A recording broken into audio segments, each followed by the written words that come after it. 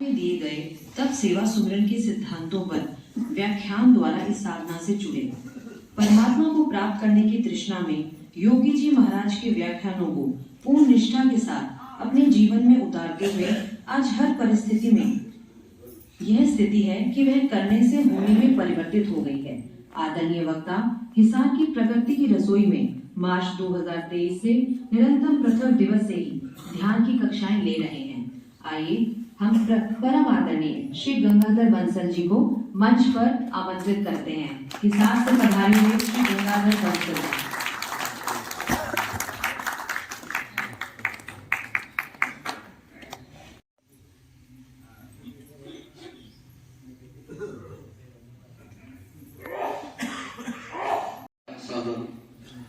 प्रणाम। परम पूज्य बद्रीनारायण त्रिपाठी जी, आदरणीय मार्गदर्शक मेरे प्रणेता विद्यानारायण योगी जी और परम पूज्य अखिलेश जी महाराज के चरणों में सादर वंदन। आदरणीय मालती माता जी के चरणों में सादर वंदन। डॉक्टर गोपाल शास्त्री और मेरी प्रिय छोटी बहन क्षमा दीदी जी को सादर प्रणाम। वार्ता पूरी करने से पूर्व मैं बता देना चाहता हूँ कि मैं हिसार से गंगाधर बंसल और परम पूज्य योगी जी के प्रवचन से स्टार्ट हुई तब सेवा सुमरन की साधना को 40 वर्ष पूरे हो चुके हैं। और हिसार में जब उनका प्रवचन हुआ तो मुझे निमंत्रण मिला और उस निमंत्रण पत्र में अखंड स्वास्थ्य, अखंड शक्ति, अखंड आनंद, अखंड ज्ञान और अखंड प्रेम, ये पांचों चीजें लिखी हुई थी पंचकोण के माध्यम से। और उसके मध्य में लिखा हुआ था राम भक्ति।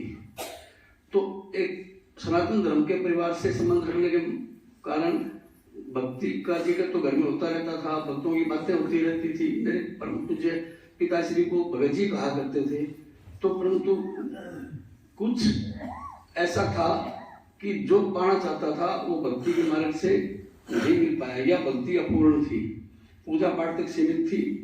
तो परम पूज्य योगी जी से पहले दिन मिला तो बिल्कुल साधारण वेश उनका, और उन्होंने स्टार्ट किया कि भोजन में शक्ति नहीं है। एकदम से हृदय में शक पैदा हुआ, भाई ये बात कैसे बोल दी इन्होंने, क्योंकि भोजन से शक्ति का संबंध मानते हुए ही जीवन चल रहा था। और शरीर में वजन था, मेरा उस टाइम काफी वजन था, 85-90 के बीच में था। तो मैंने कहा ये बात तो ये कर रहे हैं, चलो आएंगे तो सुन के जाएंगे। फिर उन्होंने आगे बोलना शुरू किया, चाय में चुस्ती नहीं है, दवाइयों में तंदुरुस्ती नहीं है, पैसे में सुख नहीं है, किताबों में ज्ञान नहीं है, संबंधी अपने नहीं है। तो मैं सारा पूरा 1 घंटा पूरा तो कर लिया, परंतु उसके बाद परम पूज्य योगी जी से मैं अलग से मिला 2 घंटे। मतलब आज मैं शर्मिंदा हूँ परम पूज्य योगी के चरणों में, योगी जी के चरणों में मैं माफी मांगता हूँ कि मैंने उनका 2 घंटे मतलब की उनके साथ। तार्किक होने, बुद्धि होने के नाते मैंने हर प्रश्न का जवाब मांगना चाहा। उन्होंने मुझको एक पुस्तिका दी, मानव जीवन का सिर्फ 8 रुपये कीमत थी उसकी, और वो मैंने पूरी रात में अड्डा दी, सोया नहीं पूरी रात, क्योंकि हृदय उद्वेलित हो चुका था। और मैं पहले दिन से ही जैसे मतलब भोजन में शक्ति ना मान के उनकी बात को फॉलो करते हुए नाश्ता छोड़ के और साधना में चल पड़ा। तो काफी दिनों के बाद मेरा वजन काफी 32-33 किलो कम हुआ, परंतु संतुष्टि नहीं हुई मेरे को। स्वास्थ्य बहुत छोटी चीज है, स्वास्थ्य एकदम मिल गया कंप्लीट। स्वास्थ्य पहले भी कोई तकलीफ नहीं थी, परंतु पूर्ण स्वास्थ्य मिल गया परम पूज्य योगी जी के आशीर्वाद से। और उसके बाद एक त्रुटि रह गई थी, जैसे योगी जी ने कहा था कि आप नाम और रूप के सहारे भगवान का ध्यान किया करो। मैंने 20 मिनट निकालनी बहुत मुश्किल हो जाती थी, नाम रूप के सहारे ध्यान नहीं लगा। एक दिन परम पूज्य योगी जी के माध्यम से निकल गया मुंह से उनके कि आप जो है मन को आजाद छोड़ो और उससे आपको मन ढूंढ लेगा, क्योंकि मन ही जानता है, मन परमात्मा के घर से आया हुआ होता है। क्योंकि गीता में भी लिखा हुआ है कि मैं इंद्रियों में मैं मन हूँ। तो मन के ऊपर जोर दिया उन्होंने, और बार बार ये भी बताया गया कि समाज से शरीर की शिक्षा चालू है, स्वास्थ्य की शिक्षा चालू है, परंतु स्वास्थ्य अपने अपने हिसाब से तरीके से डॉक्टरों से या दवाइयों से या भोजन बदल के स्वास्थ्य पाना चाहते हैं, जो पूर्णतया फेल है। तो उपवास के सहारे उन्होंने स्वास्थ्य की शिक्षा दी और शक्ति तरह तरह से व्यायाम करके योगा करके शक्ति का उपार्जन किया। मल हटेगा शरीर से तो स्वास्थ्य मिटेगा, अमल हटेगा तो इंद्रियों में शक्ति मिलेगी। ये बातें जब पंचसूत्री साधना प्रणाली के बारे में बताई गई तो मेरा ये एस्पेक्ट क्लियर हो गया कि शरीर में स्वास्थ्य उपवास के माध्यम से बहुत तुरंत पाया जा सकता है। तो ये एस्पेक्ट क्लियर होने के बाद जो तड़प थी ना ईश्वर प्राप्ति की, वो बनी रही।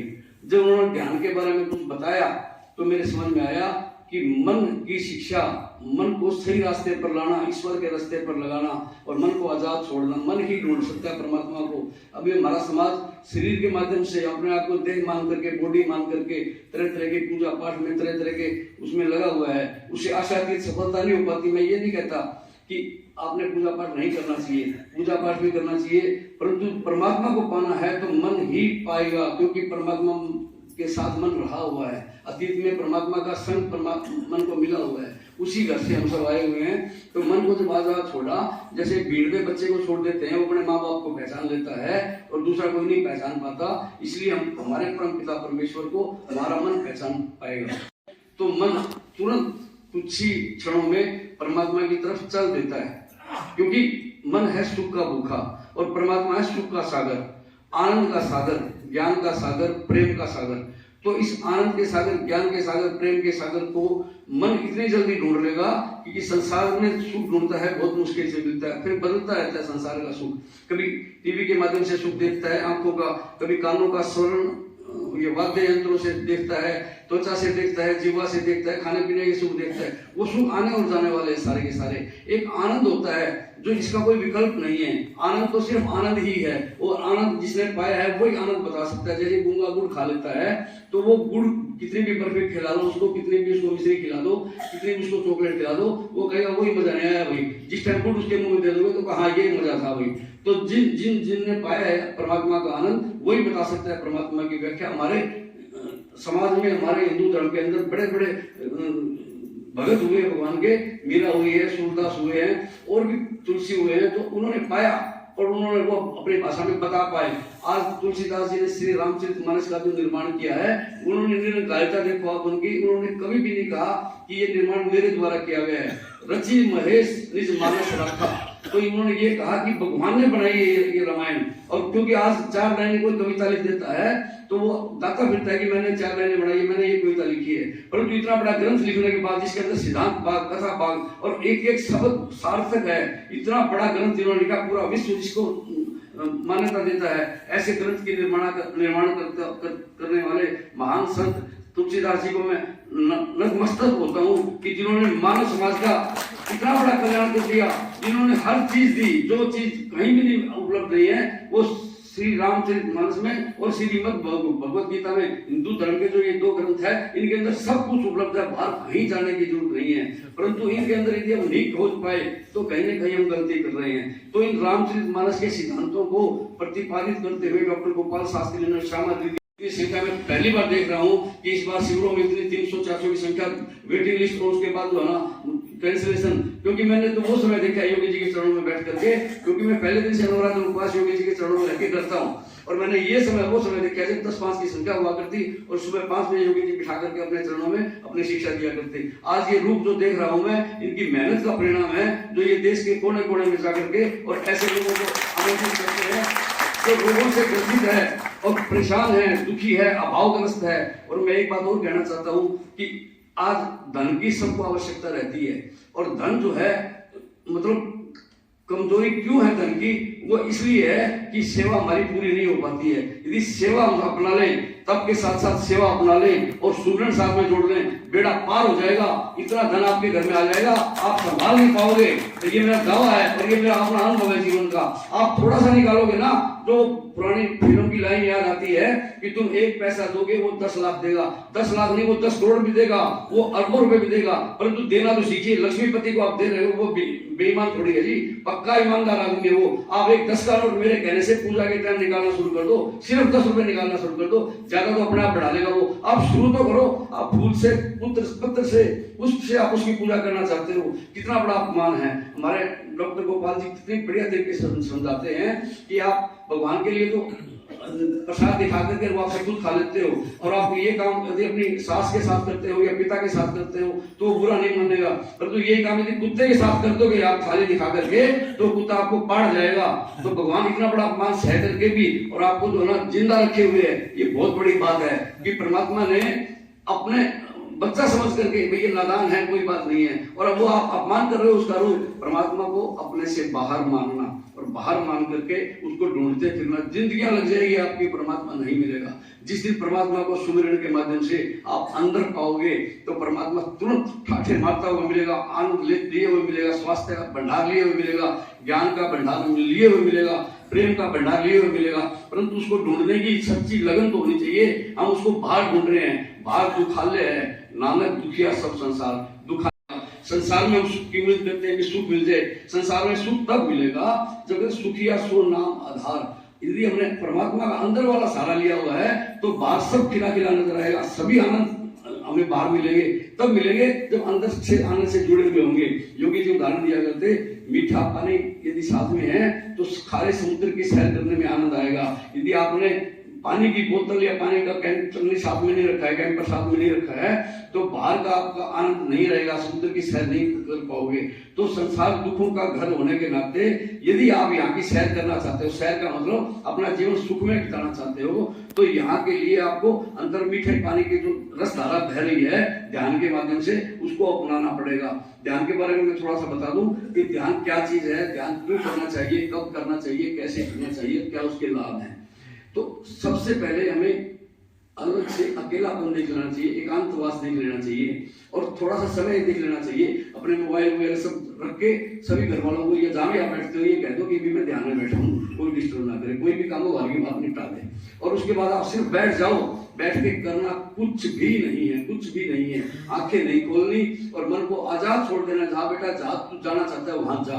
मन अपने स्वभाव के माध्यम से, अपनी चंचलता के स्वभाव से बाहर जाएगा, क्योंकि मन के पास दो दुनिया है, एक अंदर की दुनिया और एक बाहर की दुनिया। तो मन सुखों की तलाश में बाहर जाएगा।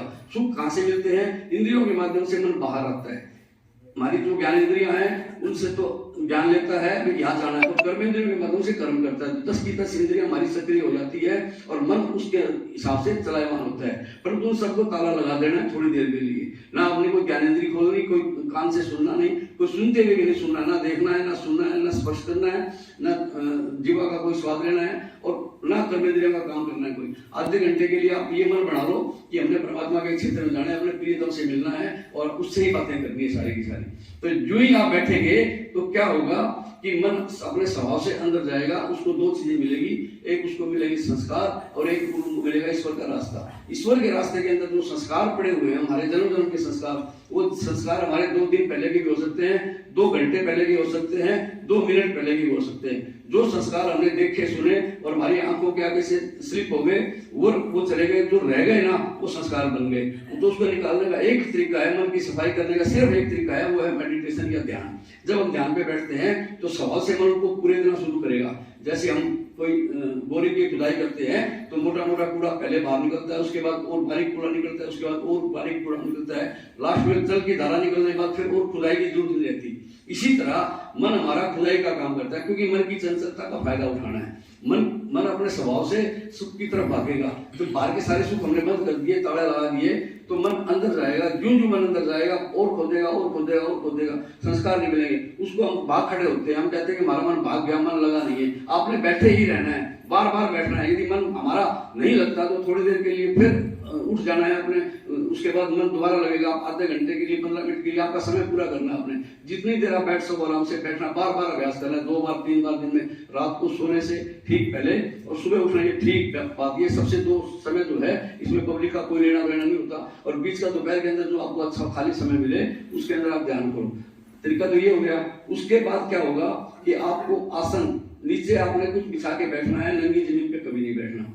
तो उसके बाद आप कुछ भी करो, चाहे आपका मुंह किस साइड भी हो, दिशा का कोई जरूरत नहीं है आपको ध्यान रखने की, और आप सिर्फ बैठना है। आपने निरंतरता ये बनी रहे कि आप बैठे, सुबह शाम दोपहर, आप देखेंगे कि आपका स्वभाव बदल जाएगा। आप कुछ गलत खा ही नहीं पाएंगे। पत्तियों का जूस आपने शुरू कर लिया तो आपके स्वभाव में आ जाएगा, क्रिया नहीं रहेगी, वो आपके स्वभाव में आ जाएगा कि कच्चा खाना है, कच्चा खाने से स्वास्थ्य मेरा बनता है, आपका स्वभाव देने का बन जाएगा। आपको ये भी क्रिया करने की जरूरत नहीं है। योगी जी कहा करते कि आपने क्रिया प्रधान साधना, हाथों की बारी आती है, आप करते क्या हो, आप करने पे जोर देते हो। जब योगी जी इस हाल में हर इतवार को, लास्ट इतवार को हर महीने आया करते थे, तो बड़े बड़े लोग इस हाल के हमारे योगी जी को सुनने आया करते। एक बहुत बड़े जो सबसे पुरानी रामलीला है 150 साल पुरानी, उसके प्रधान आ गए, काफी मतलब वो अपने अहंकार में थी कि रामायण का ज्ञाता मेरे ज्यादा कोई नहीं हो सकता। तो उसने पूरा प्रवचन सुनने के बाद योगी जी का खड़े होकर एक प्रश्न पूछने की हिम्मत की। उन्होंने कहा मैं कुछ प्रश्न पूछना चाहता हूँ, तो आपके प्रवचन के बाद हमें क्या करना चाहिए। उसके मुंह से ये निकल गया। तो योगी जी ने उनको बुरी तरह लताड़ा मेरे ठीक सामने। मैं बड़ा प्रभावित हुआ, इतने बड़े आदमी को ये लताड़ रहे हैं, इसका मतलब कोई ना कोई साधना में दम है। उन्होंने कहा तुम्हारे ना दिल है ना दिमाग है, और तुम हाथों से जो है ना काम करना चाहते हो। अब भी पूछ रहे हो कि क्या करें, सारी रात रामायण पढ़ी, सवेरे पूछते हो कि सीता किसका बाप था। तो जब उन्होंने ये कहा कि आपने, जब मैंने बता दिया कि श्रद्धा विश्वास रूपिण ना, तो आपके अंदर या तो मेरी बात मान लो या जान लो, ना तुम ना मानने को तैयार हो ना जानने को तैयार हो, सिर्फ करने के लिए पूछते हो मैं क्या करूं। तो उन्होंने बड़ा शांत भाव से बाद में समझाया उनको कि आप हमारी बात को पहले समझो और उसके बाद करो, यदि रिजल्ट नहीं आवे तो छोड़ो। तो उन्होंने मान ली बाद में, वो काफी अच्छे साधक रहे हमारे, अब चले गए दुनिया से। तो मैं ये कहना चाहता हूँ कि योगी जी जो करा करते सब प्रैक्टिकल हुआ करता उनके जीवन के अंदर, मतलब बनावटी बात ऊपरी बात नहीं। जिनको बना मानव निर्माण का काम किया करते हो, भी हमने मंदिर नहीं बनाने, हमने मानव बनाने हैं। और मानव बनने के बाद आज ये जो श्रृंखला देख रहे हैं हम, और जो कितने बेटी लिस्ट के अंदर है, ये उन्हीं के कामों का आज परिणाम, आज पौधा पुष्पित पल्वित हो गया है। वो योगी जी के कार्यकलापों की वजह से हुआ है। और आज वही बरकत का पेड़ हम देख रहे हैं। ये साधना योगी जी बार बार कहा करते हैं, उनकी एक बात याद रखती है, वो कहते हैं दमदार साधना है ये। और सबसे बड़ी बात उन्होंने ये कही कि चैलेंज किया करते, किचन कॉर्पोरेशन नाम रखा उन्होंने। वर्ल्ड में ऐसी कोई संस्था नहीं है जो 9 दिन लगातार बिना कुछ खाए पिए, और यहाँ जो शक्ति का संचार हो रहा है, ये उन्होंने एक बार 150 एमडी डॉक्टरों की टीम यहाँ बुलाई, और वो कैलोरी का सिद्धांत मानने वाले वो सब बड़े शर्मिंदा हो गए। भाई तुम 9 दिन से तुमने कुछ भी खाया पिया नहीं, तुम्हारे अंदर कैलोरी कहाँ से बन रही है। तो मैंने मेरी आंखों से वो कार्यक्रम देखा, वो डॉक्टर शर्मिंदा हो गए, चुपचाप चले गए सारे के सारे। तो योगी जी कोई डॉक्टर नहीं थे, परंतु योगी जी काफी समझदार थे, बुद्धि थी उनके अंदर बहुत ज्यादा, वो बात को समझ किया करते। उन्होंने अपने जीवन में अपनाया, और तकरीबन वो 100 साल जिए। 100 साल से साल 2 साल ही कम थे वो, परंतु उन्होंने अपने जीवन को जिया ढंग से। और उसके बाद उन्होंने ये टीम यहाँ पे उतारी। तो आज हम उनके जो है कृत्य हैं उनके, जो उन्होंने टीम बनाई। उसके अलावा एक बात और हमने ना, वो 3 साधना के अंदर एक जो लास्ट वाली साधनाएं हैं सुमिरन, उस सुमिरन के अंदर ये बात मन में अपने स्वभाव में आती है कि हमने जो गीत के माध्यम से हम गाते हैं, पर प्रभु से जो कुछ भी लिया हमने उसके बदले में कुछ देना चाहिए। हमें सब कुछ देना चाहिए, कुछ नहीं सब कुछ देना चाहिए, क्योंकि सब कुछ परमात्मा का है। और देख करके आप रिजल्ट देखो उसका, आप उसके अंदर क्या पाओगे, जो चाहोगे वो सब मिलेगा आपको। आप हो सकता है हम गलत मांगने परमात्मा से, परंतु परमात्मा आपको वो देगा जो आपको वास्तव में जरूरत है। शरीर में स्वास्थ्य, इंद्रियों में शक्ति, मन में आनंद, बुद्धि में भय और अपमान से रहित अखंड ज्ञान, और है में प्रेम। ये चीजें मूल में है और सबकी स्वाभाविक मांग है। और आप तब सेवा सुमिरन की साधना के माध्यम से ये तीनों पा सकते हो। ये मेरा विश्वास नहीं, अपितु मेरा दृढ़ विश्वास है। आप यदि इस पर चलेंगे तो पूरी तरह आपको पूर्ण लाभ होगा। इन्हीं शब्दों के साथ मैं अपनी वाणी को यही विराम देता हूँ। आप सब लोगों का बहुत